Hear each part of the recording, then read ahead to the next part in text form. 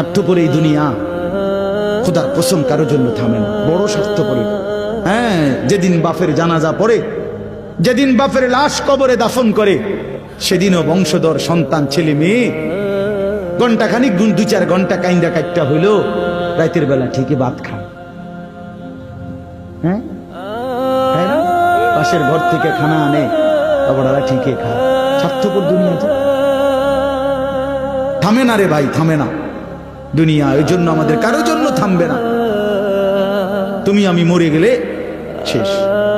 আবারও বলছি কথা, আমি মরে গেলে এরপরে পৃথিবী যত আধুনিকে হোক না কেন, আমার কি কথা বুঝছিনি? আমি মরার পরে যদি সবার ঘর স্বর্ণের বাড়ি হয়ে যায় তো আমার লাভ হইল কি?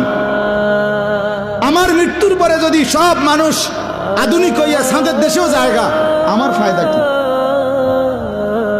আমি তো না, আমি তো মরে গেলাম। যে কবরে চলে গেল সে কি আর ফিরে আসবে? আল্লাহ আমাদেরকে বুঝ দান করে।